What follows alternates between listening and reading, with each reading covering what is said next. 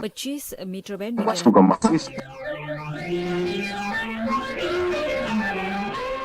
देवियों और सज्जनों, आज हम राजधानी दिल्ली से एक बहुत ही महत्वपूर्ण दिन में आपके साथ जुड़े हैं।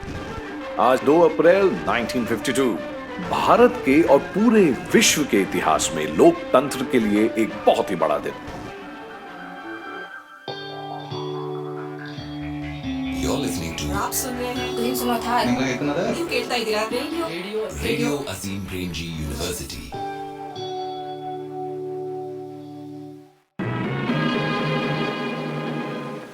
तो दोस्तों नमस्कार, अगेन आदाब, सत श्री अकाल। वेलकम टू पहला चुनाव, हमारे संविधान के पिटारे से एक बहुत ही स्पेशल एपिसोड। मेरा नाम है विनीत पंछी और मेरे साथ हैं शीतल। Hi Vineet and big hello to all of our listeners। और शीतल प्रेजेंट करेंगी आज का प्रोग्राम अंग्रेजी में। कुछ ही पलों में भारत के सबसे पहले लोकसभा चुनाव के नतीजे घोषित होने वाले हैं। भारत के लोगों ने अपना मत देकर अपनी पहली सरकार चुन ली है। ये ऐतिहासिक लम्हा सिर्फ भारत के लिए नहीं बल्कि दुनिया भर के लोकतंत्र के लिए भी एक जीत है ना शीतल? Absolutely Vineet, what a decisive moment this is in the history of free India, a carnival of democracy as the will of the people has been expressed in the most vibrant way possible. Over the last few months, independent India's greatest democratic exercise has played out step by step. More than 173 million people spread over a vast area of more than 1 million square kilometers have cast their votes to choose their government. The entire world has had its eyes on us, and observers from Nepal and Indonesia are here to witness this event. हमारा पहला चुनाव इसलिए भी सार्थक हो जाता है क्योंकि ये देश एक लंबे अरसे तक कई मुश्किलों से गुजरा है। देश का विभाजन और लाखों बिछड़े हुए और विस्थापित लोगों की तस्वीरों के साथ इस चुनाव को आयोजित कर पाना एक बहुत ही बड़ी चुनौती रही है। और साथ ही साथ हमने आजादी के लिए एक लंबा सफर तय किया है और कई लोगों के बलिदान से ही आज का दिन हकीकत बन पाया है।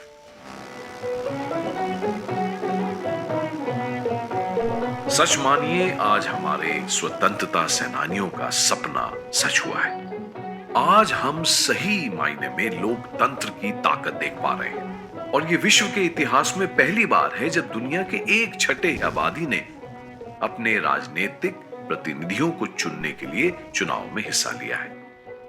चुनाव के परिणाम जल्दी हमारे साथ होंगे, लेकिन उससे पहले चलिए गौर फरमाते हैं इस पूरी प्रक्रिया के ऊपर। आइए अब सुनते हैं बर्कली हिल जी की report. The first phase in the great experiment was to enumerate the lists of eligible voters to fashion the electoral rolls for the entire country. This was a task of the greatest magnitude, for over 175 million names had to be compiled and entered. The next course was the delimitation of a colossal number of constituencies spread far and wide. The total comprised 2,438 single-member and 666 multiple-member constituencies. With the spade work begun on our franchise, laws and regulations concerning every aspect of electoral procedure had to be drafted, had to be passed by Parliament. These included modification of electoral rolls, qualifications of candidates, campaign expenses, election offences. Well, thank you so much, Berkeley. In independent India's first ever election, we've seen a total of 1,949 candidates competing for 489 seats in the Lok Sabha. The legislative assemblies of the states had a combined total of 3,283 seats. Just imagine the massive effort that it took to set up 196,084 polling booths across the country. बिल्कुल सही बात है, हमारा पहला चुनाव एक दिन में नहीं हुआ। इसके आयोजन में महीनों लगे हैं। वोटिंग 25 अक्टूबर 1951 से शुरू हुई। हिमाचल प्रदेश के चीनी और पांगी तहसील के लोगों ने पहले दिन वोट डाला। श्याम सरन नेगी जी, जो एक स्कूल टीचर हैं, उन्होंने सबसे पहले अपना वोट डाला और आजाद हिंदुस्तान के पहले वोटर बने। ट्रावनकोर कोचीन, उड़ीसा, मध्य प्रदेश, हैदराबाद और पंजाब में दिसंबर में वोटिंग शुरू हुई। बाकी सभी राज्यों में जनवरी 1952 में चुनाव आयोजित हुए। उत्तर प्रदेश के उत्तरी पहाड़ी इलाकों में वोटिंग फरवरी 1952 के दूसरे सप्ताह में हुई और प्रक्रिया को पूरा करने में लगभग 4 महीने लगे और 68 चरणों में इसे संपन्न किया गया। बहुत ही अनोखा सफर रहा है। शीतल, आप क्या सोचती हैं इस बारे में? सही में विनीत, बहुत ही अनोखा सफर था. And one other major challenge that the country faced was educating the people about the importance of voting. Because before this election, only 14% of our adult population in India had ever exercised their right to vote. And that was only on 2 occasions, once in 1937 and once in 1946. Now, the British only allowed those people to vote who owned properties, paid a certain amount of taxes, and were literate. In fact, there are many debates about who should be allowed to vote. Vineet, आप क्या कहेंगे इस बारे में? हाँ, हमने देखा है कि देश के अंदर भी इस पर काफी सवाल और विवाद हुए। जैसे, क्या सबको मताधिकार देना एक अच्छा विचार है, विशेष रूप से जब शिक्षा का दर सिर्फ लगभग 16.6 है। पहली बार 1928 में मोतीलाल नेहरू जी ने अध्यक्षता की। नेहरू कमेटी ने यह सुझाव दिया था कि देश के हर व्यक्ति को मताधिकार मिलना चाहिए। 1932 में अंग्रेजों द्वारा बनाई गई इंडियन फ्रेंचाइज कमेटी ने भी हर भारतीय को मताधिकार देने का सुझाव दिया था। लेकिन उन्हें यह डर भी था कि यह बहुत जल्दी है। वयस्क मताधिकार या अडल्ट सफरेज को लेकर मुख्य चिंता थी। मतदाताओं की एक बड़ी आबादी, जिससे कुछ लोगों को डर था कि यह व्यवस्था को डुबा देगी। फिर भी भारत के संविधान की रचना के समय संविधान सभा के सदस्यों ने फैसला किया कि आजाद भारत में हर भारतीय को मताधिकार होना चाहिए। और मैं तो यह भी कहूंगा कि अडल्ट फ्रेंचाइज संविधान सभा के सदस्यों की तरफ से एक बहुत ही हिम्मत भरा और सराहनीय काम था। बिल्कुल सही कहा आपने Vineet, and in fact the Constituent Assembly's faith, as you point out, in the Indian people was remarkable. The general population's enthusiasm and discipline in ensuring a fair election has been nothing short of amazing. The Assembly wanted to hold elections as soon as the new constitution took effect and laid out all the necessary steps to make that happen. Now, as you can imagine, this involved a lot of preparation. There had to be clear guidelines for preparing voters' lists such as age, citizenship, and residency qualifications. है ना विनीत? हाँ, बिल्कुल सही। संविधान सभा जल्दी से चुनाव कराने के लिए उत्सुक थी, लेकिन जमीन पर हकीकत कुछ और ही थी। चुनाव कराना बहुत मुश्किल था। हमने अपनी सीनियर कॉरेस्पॉन्डेंट सुप्रिया से बात की थी। आइए। संविधान लागू होने पर 1950 में हर भारतीय नागरिक को जो 21 साल के ऊपर था उसे मताधिकार मिल गया, लेकिन चुनाव के अन्य नियमों को निर्धारित करने में अभी भी देरी थी। नियमों का संसद द्वारा पारित करना जरूरी था। कई सवाल अभी भी हवा में थे। अनुसूचित जातियों और जनजातियों की सूची भी अभी तक तैयार नहीं थी, तो उनकी जनसंख्या का आकलन एवं आरक्षित सीटें कैसे तय करते। साथ ही मतदाता सूची भी अभी तक अध्ययन में ही थी और कानूनी तौर पे पारित होना भी बाकी था। जनगणना आयुक्त ने भारत की जनसंख्या का अनुमान लगाने के लिए 1941 की जनगणना, साथ ही विभाजन में दर्ज जन्म, मृत्यु और विस्थापन सूचियों का इस्तेमाल किया। अंततः चुनावी कानून को 2 चरणों में, पहले 1950 जिसमें मतदान सूचियों की तैयारी और परिमाणित क्षेत्रों को परिभाषित किया गया, और फिर इस कानून का अंतिम चरण लागू किया गया। इसके बाद ही सभी मतदान तंत्र स्थापित हो पाए। Thank you, Supriya. I think that sounds like a lot of number crunching. And as we can imagine by now, preparing the voter list has been a colossal task. It had to be revised many times to ensure accuracy for voting. Now, one of the greatest challenges was accommodating those who had migrated to India after partition. The Constituent Assembly had advised states to add anyone who had moved to India and wanted to settle permanently in a town or village to the voter list, regardless of their length of stay. Understandably, it was in Bengal, Punjab, and Delhi where the challenge was most pronounced. Also, there was this very odd challenge involving enrolling women voters. You see, according to tradition in many parts of India, women are not allowed to reveal their real names to strangers. So, they had to be registered as, say, Anil's wife or Ajit's mother, identifying themselves by their relationship to male relatives. And even after repeated efforts, many of their real names could not be found. So, unfortunately, the names of 2.8 million women around the country had to be deleted from the rolls. What a pity, right, Vineet? ये काफी दुर्भाग्यपूर्ण बात है। आशा करते हैं कि समय के साथ समाज में बदलाव आएगा और बाकी महिलाएं भी मतदाता सूची में जल्द ही जुड़ पाएंगी। और जैसे कि हम बात कर रहे थे, चुनाव के बारे में जनता को शिक्षित करना काफी मुश्किल भरा काम रहा, लेकिन चुनाव आयोग ने इसे बढ़िया तरीके से अंजाम दिया। सुनिए बर्कली जी से एक और बार। Every medium of publicity was utilized to orientate the voter. Democracy was on trial, and our many millions were the jury. Since there is no better way of learning than by doing, a series of mock elections were arranged. These mock elections, held at various centers, acquainted our people with the mechanics of voting.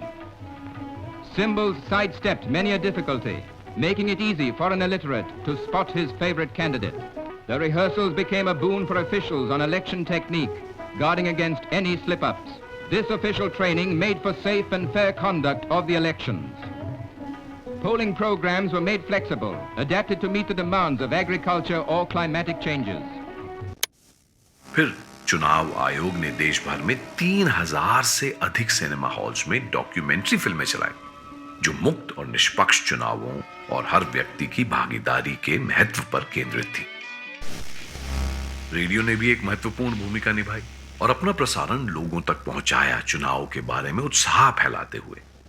चुनाव के प्रमुख चरणों से थोड़ा पहले 11 नवंबर को प्रधानमंत्री नेहरू ने देश को संबोधित किया।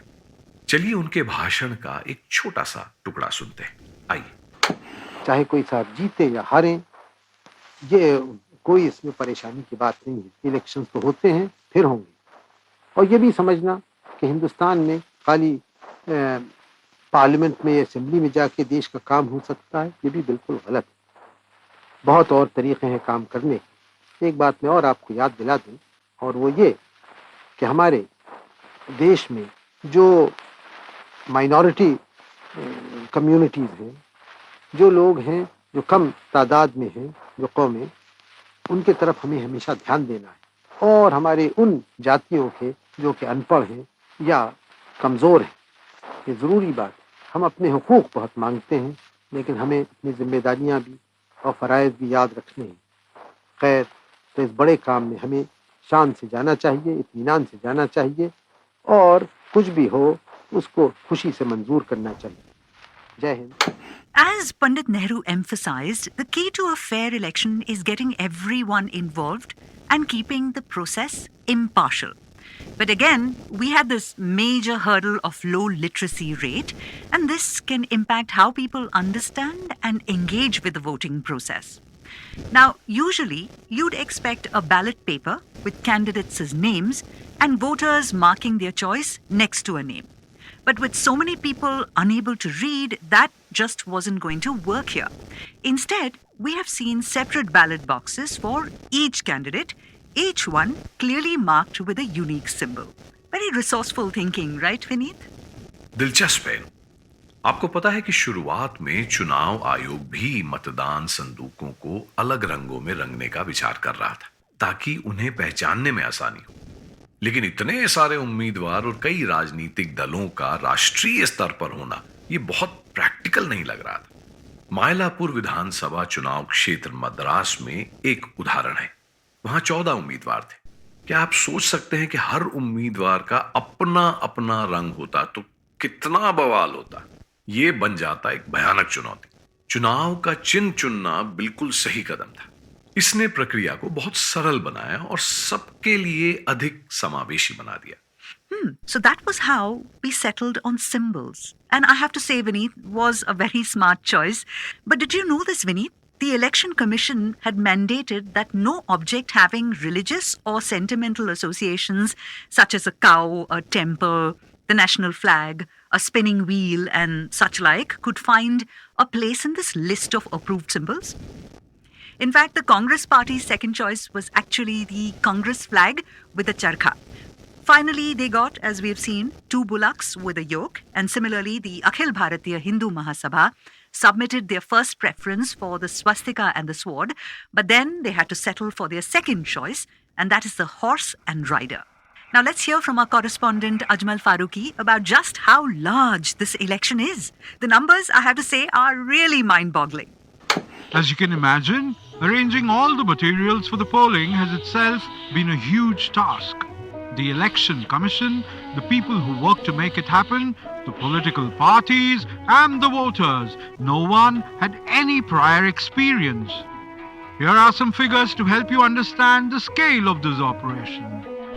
Primarily, it was thought that 19,05,324 ballot boxes would be needed for the election. Finally, we saw that a total of 24,73,850 boxes had to be purchased. Also, the Election Commission decided to use only steel ballot boxes. In Madras, one of the manufacturers couldn't supply the boxes in time.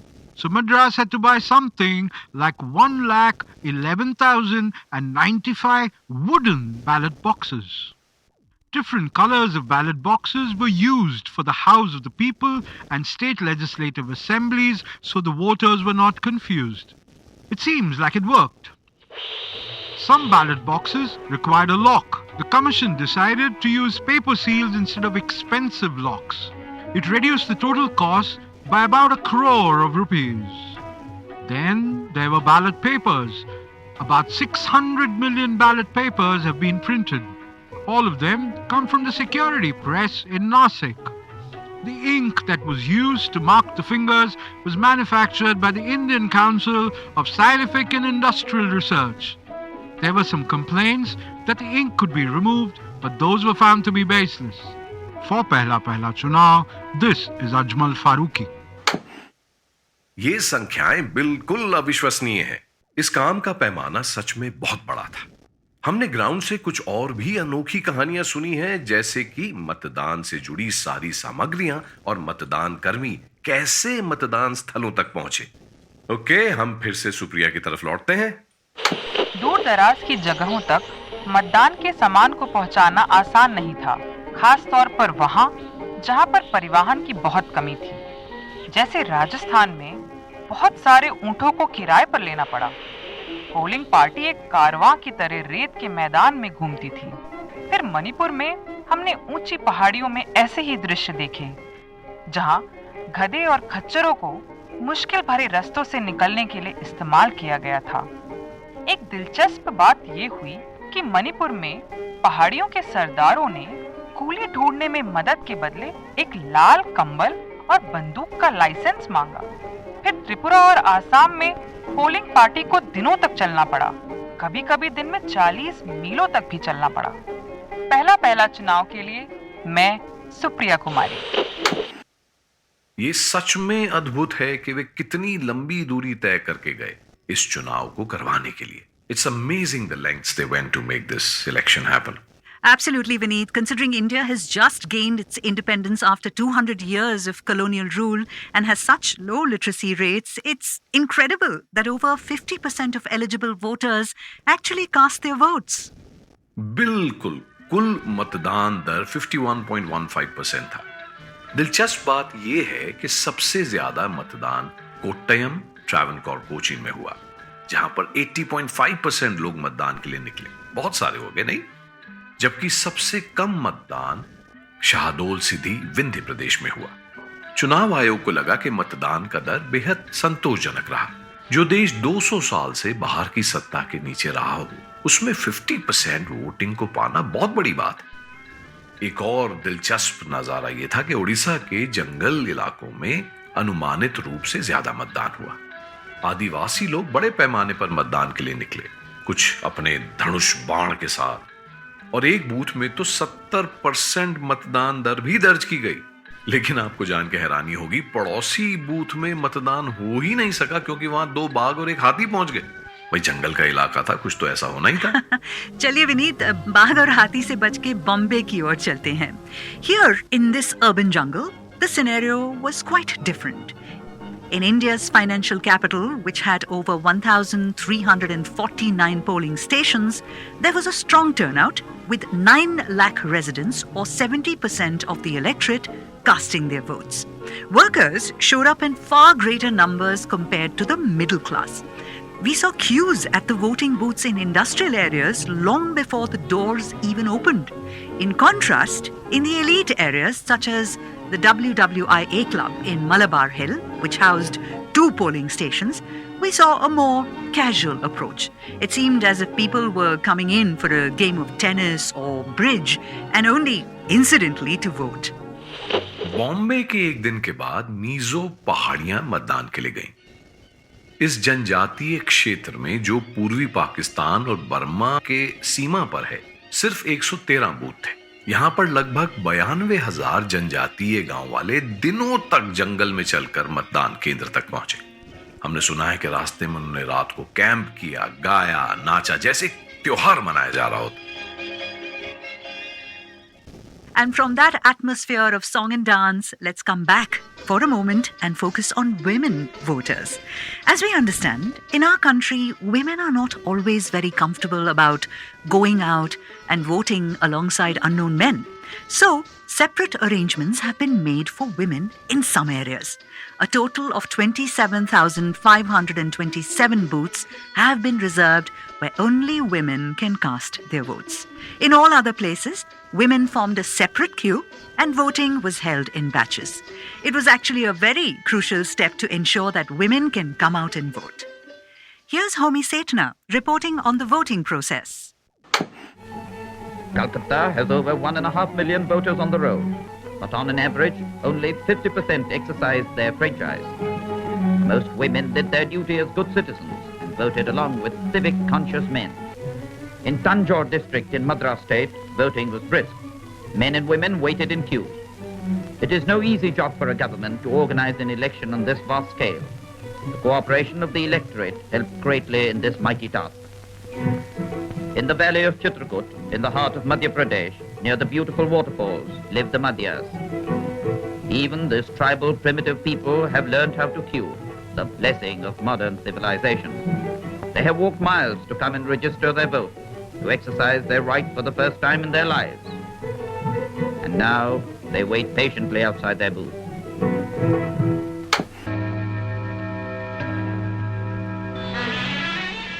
अब वो पल आ गया है जिसका हमें बेसब्री से इंतजार था। लोकसभा सीटों के नतीजे अभी अभी घोषित हुए हैं और हमारे पास नतीजे हैं।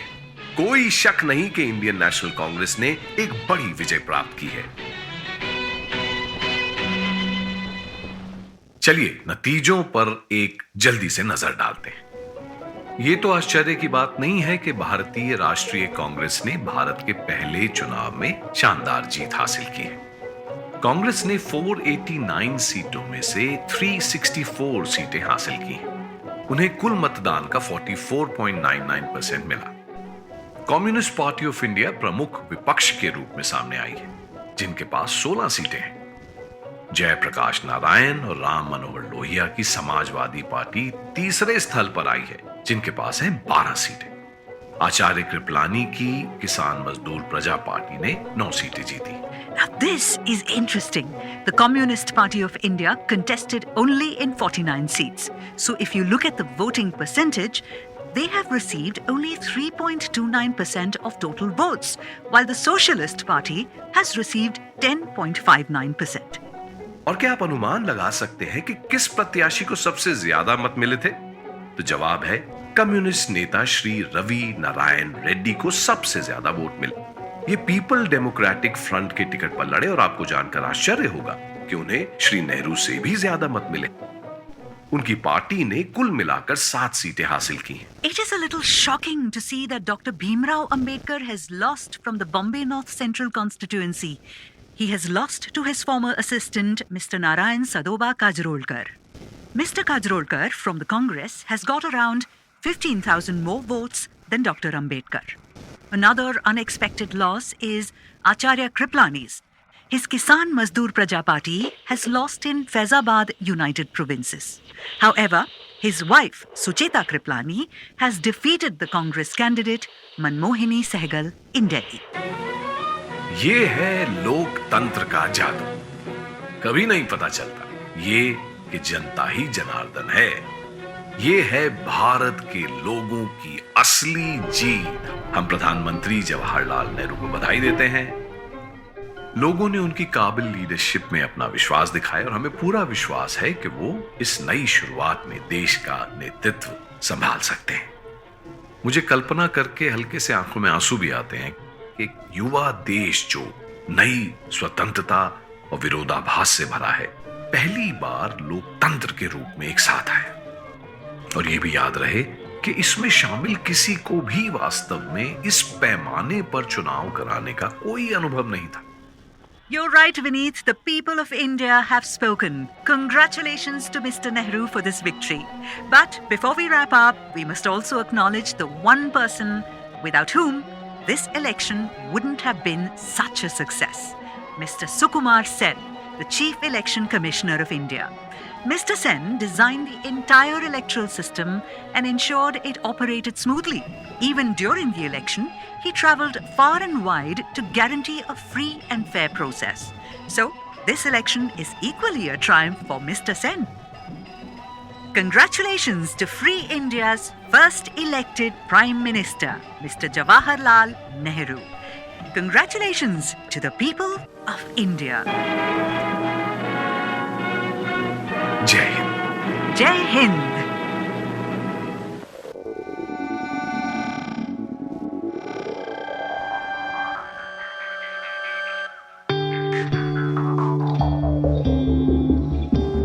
You're listening to आप सुन रहे हैं You're listening to Hinsunotha. ನೀವು ಕೇಳ್ತಾ ಇದ್ದೀರಾ radio Radio Azim Premji University.